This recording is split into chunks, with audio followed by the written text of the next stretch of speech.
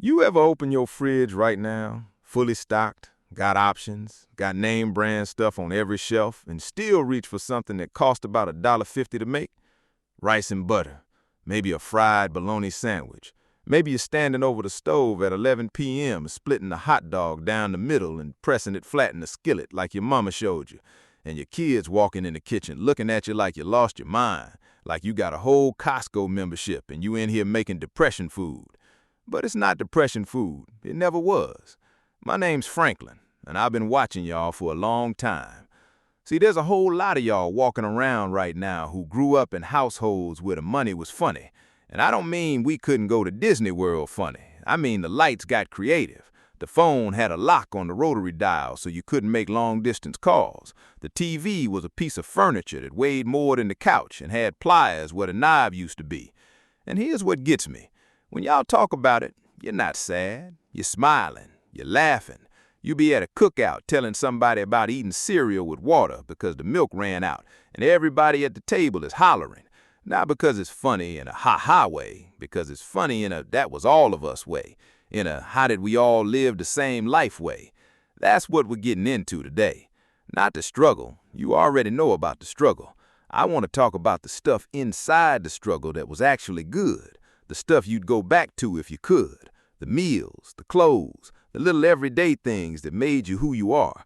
Because a lot of y'all grew up with next to nothing and somehow came out of it with everything you needed. Let's start in the kitchen, because that's where all of this lives. If you grew up black and broke in the late 70s or 80s, your kitchen wasn't big, but it was busy. And your mama or your grandmama or your auntie or whoever was running that house could take 4 ingredients and make them sound like a meal plan. Monday was neck bones and rice. Tuesday was beans and cornbread. Wednesday, if it was a good week, you might get some chicken. Not a whole chicken, pieces, the dark meat, thighs and legs, because breast meat was for people with different tax brackets. Thursday might be fried bologna sandwiches. Friday was fish. Not because your family was especially religious about it. Fish was just cheap on Fridays. And nobody called any of this struggle food. Nobody said, we're having a struggle meal tonight. That phrase didn't even exist yet. It was just dinner, and it was good. You sat down, you ate it, you were full, and you went outside. That was the whole system. Let's talk about served sandwiches for a second. 2 slices of white bread, not wheat, not whole grain, white, with Karo syrup or whatever off-brand pancake syrup was in the cabinet. Maybe a little butter if there was some. And that was a snack. That was an after-school hold-me-over, and it hit. Don't act like it didn't hit. You'd eat that thing in 4 bites and be ready to go ride your bike for 3 hours straight. Or sugar sandwiches. Same white bread, butter, sugar sprinkled on top. That was dessert in a lot of houses. Not a cookie, not a Little Debbie. Bread and sugar. And you were perfectly happy with it because you didn't know there was something you were supposed to be missing. That's the part that nobody talks about. You didn't walk around feeling poor. You didn't have the word for it yet. You just had your life, and your life had a routine, and the routine had food in it, and the food tasted like home. Now let's talk about the pitcher. Every black household that was working with a tight budget had a pitcher in the refrigerator, and it was Kool-Aid. Not juice, not Sunny Delight, Kool-Aid. And not just any Kool-Aid, it was your mama's specific recipe. Maybe she mixed grape and cherry. Maybe she went tropical punch with extra sugar, a lot of extra sugar. The kind of sugar where you stir it and there's still a half-inch of crystal sitting at the bottom of the pitcher that never fully dissolved. And that was the drink. That was it. You didn't open the fridge and browse. You poured what was in the pitcher. And if the pitcher was empty, you made more, or you drank water from the sink. Those were your options. But here's the thing. You loved it. You'd come inside on a summer day, drenched in sweat, pour yourself a cup of red Kool-Aid so sweet it made your teeth itch, and feel like you just checked into a resort. That cup was everything. And some of y'all were entrepreneurs before you even knew the word. You froze that Kool-Aid in little cups, Dixie cups or styrofoam cups or whatever your mama had, stuck a popsicle stick in there and sold them on the front porch, $0.25 a pop, maybe 50 cents if you had the good flavor. That was a business. No LLC, no business plan, no TikTok marketing strategy, just a kid, some frozen Kool-Aid, and a block full of customers.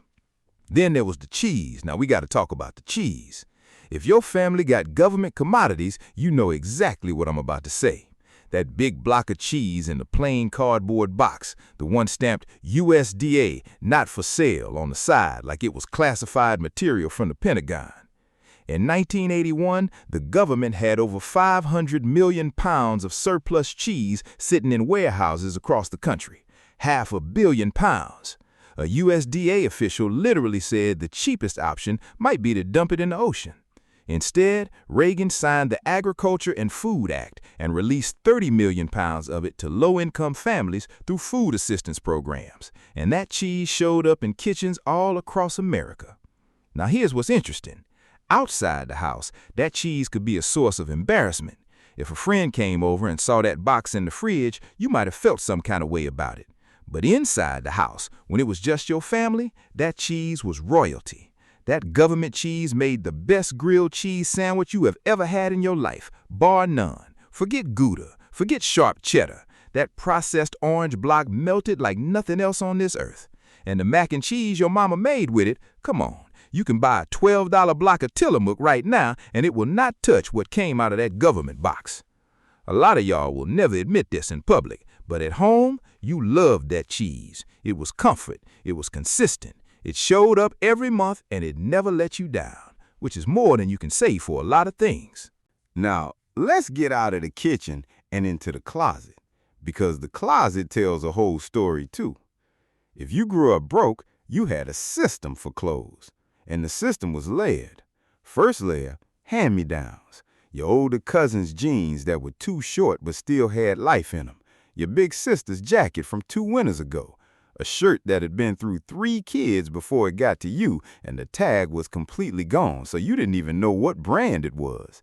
Didn't matter. It fit. Mostly. Second layer, school shopping. And school shopping was not the mall. School shopping was Kmart. It was Payless. It was the clearance racket wherever your mama could stretch that back-to-school money the furthest. You didn't get Nikes. You got the shoes that looked like Nikes from across the hallway.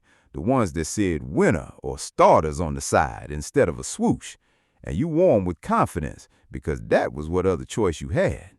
And here's the thing about those shoes. You took care of them because that was it. That was your pair.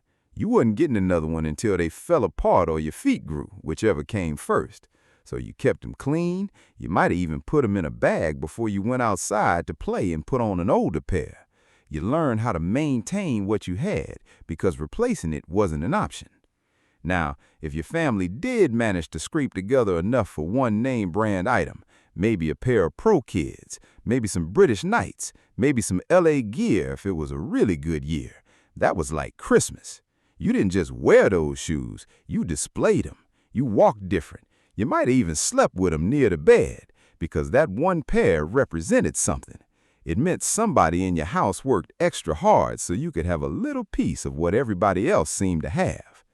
Some of y'all are buying your kids Jordans right now because of exactly that feeling. Not because a 12-year-old needs a $200 shoe, but because you remember what it felt like to want one and not get it. And you decided a long time ago that your kid wouldn't feel that. We can talk about whether that's healthy spending another time. Right now, I'm just telling you, I understand where it comes from. And let's talk about the outfit rotation. You had maybe 5 outfits for school, 6 if you counted the one that was slightly too small but you could still breathe in. And you rotated them on a strict weekly schedule so nobody would notice you wore the same thing last Monday. That was strategy. That was logistics. You were running a small military operation with your wardrobe and nobody even knew it. Now, let's go outside. Because outside was where the magic was. When you didn't have much in the house, the world outside your front door became everything, and it didn't cost a dime. You had the block, you had the park, you had the fire hydrant in the summer when somebody figured out how to pop it open, you had double dutch, you had freeze tag, you had kickball with a ball that was half deflated, but nobody cared because the game was still live. You could leave the house in the morning and not come back until the street lights came on. And what happened in those hours was the best part of your whole childhood. You didn't need a PlayStation. You didn't need a trampoline park. You needed a stick, a rock, a piece of chalk, and 3 other kids, and you could build an entire universe. Somebody's porch was the hangout spot. Somebody's mama always had the door open and the music playing, Anita Baker or Frankie Beverly or whatever was on the radio that summer. You could hear it from down the block. That sound meant safety. That sound meant the neighborhood was awake and everything was fine.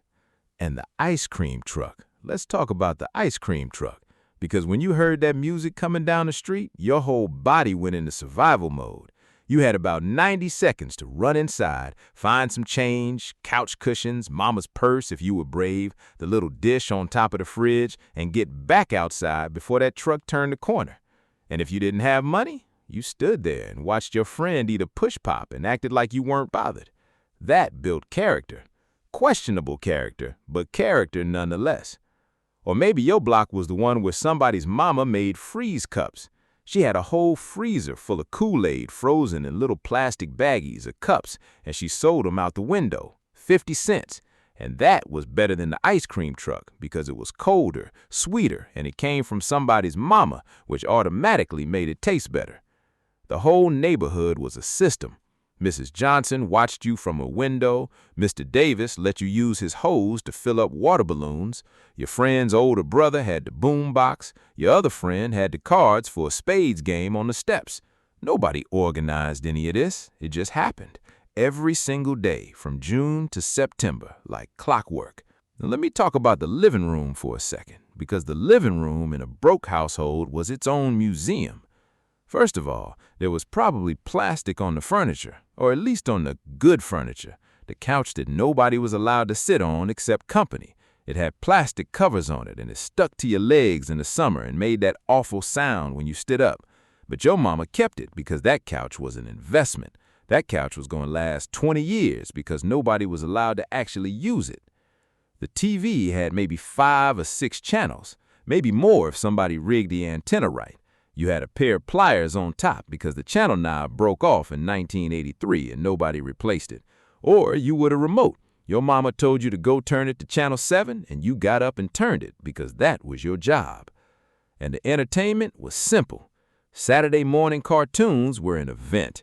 You woke up before anybody else in the house, poured yourself some cereal, the bag cereal, not the box, because the box was name brand and the bag was what you could afford. And you sat 2 feet from the screen watching Looney Tunes or Fat Albert or whatever was on, and that was the happiest you'd be all week. Friday nights were for whatever came on network TV.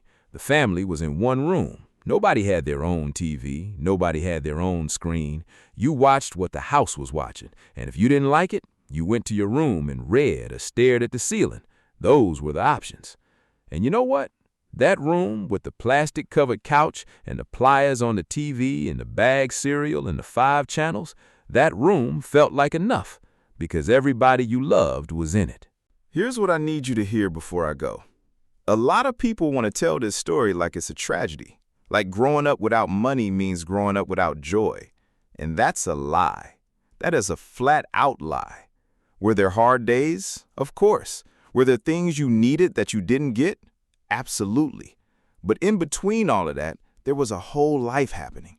A life full of Kool-Aid with too much sugar and fire hydrants in July, and your mama making something incredible out of nothing, and the whole block feeling like a family you chose. And the proof is in how you live right now. You still make those meals. You still know every word to every song that came through that screen door on summer nights. You still get emotional when you smell something that takes you back to that kitchen. That's not trauma. That's love. That's a whole childhood that did its job. You didn't grow up with nothing. You grew up with everything that mattered. The money just wasn't one of those things. I'm Franklin, and I'll catch y'all next time.